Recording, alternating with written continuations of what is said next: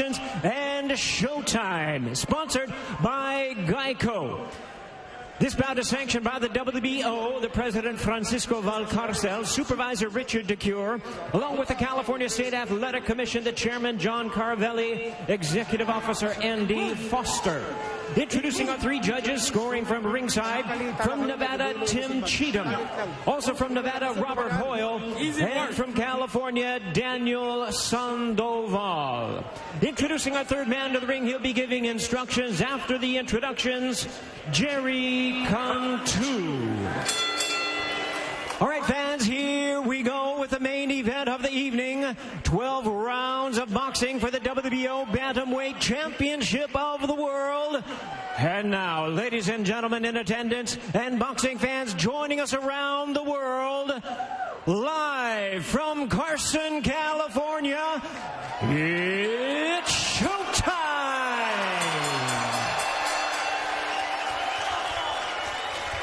Introducing to you first on my left, fighting out of the blue corner, wearing gold trunks with white trim, fighting out of Miami, Florida, by way of Santiago de Cuba. He weighed in at 117.5 pounds. His record stands at 20 wins, 1 loss, 1 no contest, with 13 wins coming by way of knockout. Ladies and gentlemen, here is the former 2-division world champion and the former 122-pound champion of the world, introducing the Jackal, Guillermo El Chacal Rigondeaux.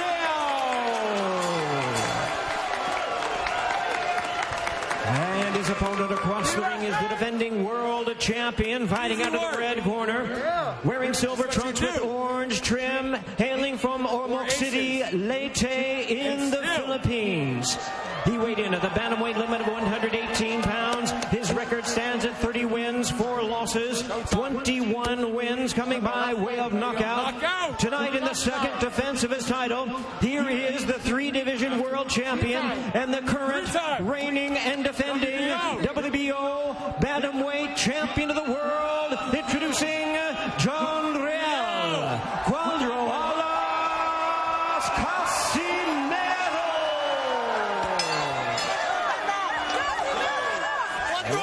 Referee in charge now to give instructions, Ray Corona. Jerry Cantu. Jerry Cantu.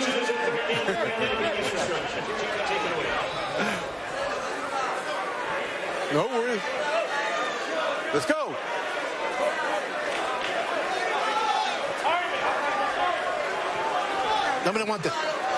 Gentlemen, you are giving your instructions in the dressing room. Estás recibiendo sus instrucciones en el camerino. Touch him up.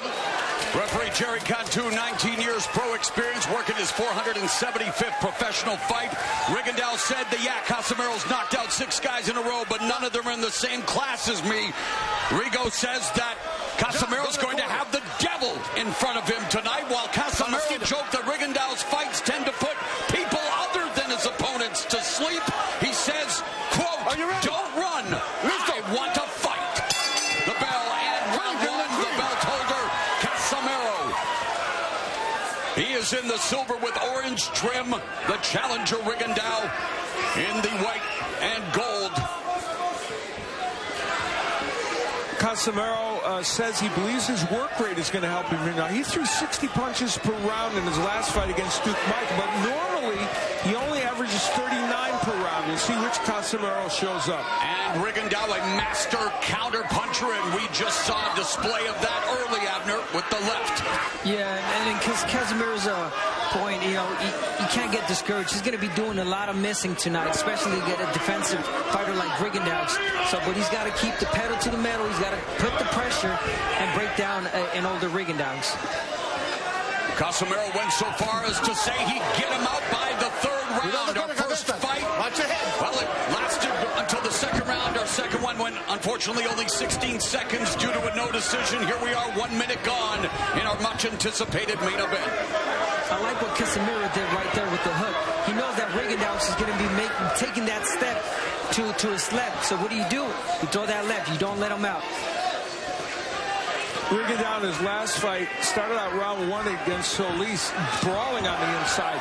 This tonight he's starting out with lateral movement, which for him, of course, is a better move.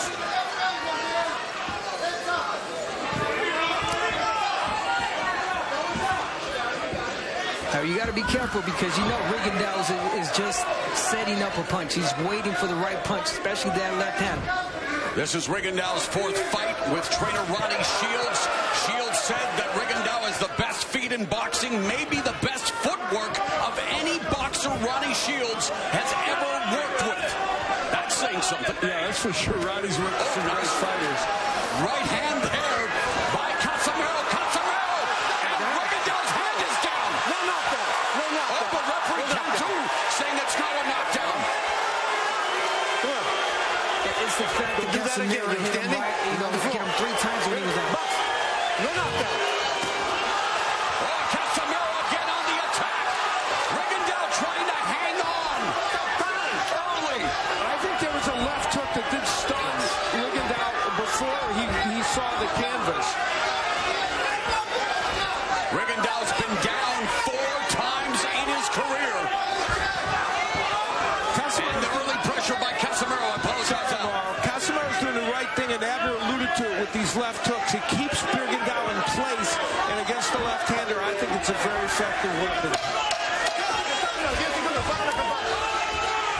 Good start by the belt holder. Casimero just belted Rigondeaux with another left hand as we go to round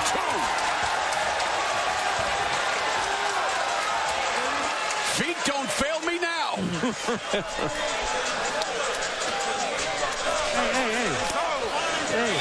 Well, it was an eventful first round. Here is where Rigondeaux would hit the canvas. Now, he gets nailed with a left hand that's kind of on the back of the head. And whether that would be knocked down, who knows? But he was hit several times while on the mat, which, of course, could have also created a point deduction or disqualification of Casimero. And Rigondeaux complaining about being hit behind the head, which, in fact, he was. And we'll get a look at it again, Abner. Yeah, there was a punch behind the head, but then the punches afterwards while he was down, that could have been the punches that hurt him, to be honest, because Rigondeaux, he was hurt once he got up. And I do not want to intimate that Casimero is by any means a dirty fighter. He has been penalized 2 points in the past against Luis Lazarte for punching to the back of the head.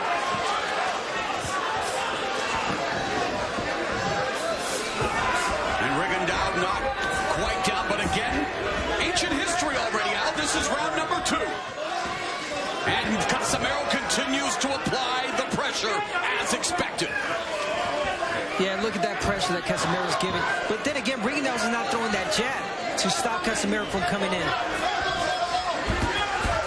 And Casimero unloading that right uppercut. Oh, there's a sniper-like straight left hand down the middle by Rigondeaux. He is always dangerous with that counter left, whether it's an uppercut or a straight left. And Casimero, while he's emboldened here early in this fight, needs to remember that. Rigondeaux's only loss came against Vasily Lomachenko, the only pro matchup in boxing history pairing 2-time Olympic gold medalists. The fight took place at 130, well over Rigondeaux's best weight. In fact, he thinks his best weight is the one he's competing in right now. Time will tell. And boy, another beautifully executed left hand by Rigondeaux.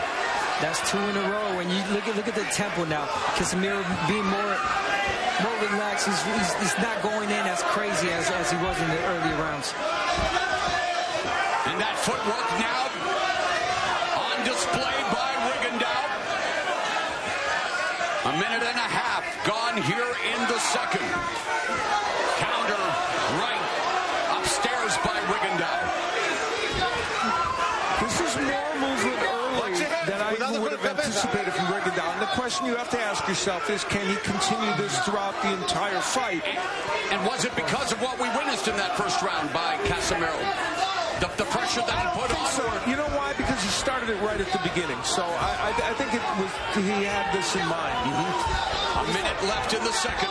It's getting the respect, you know. Rigondeaux, he got the respect right now. Now the tempo, look at the tempo right now. It's really calm. It's what Rigondeaux wants it now. And Rigondeaux's having a strong second round with that left hand after the counter to the midsection. See, he's got more time to think now. Yep. He's in the outside. He's waiting for the right time. Oh, beautiful lead left hook to the liver by Casimero.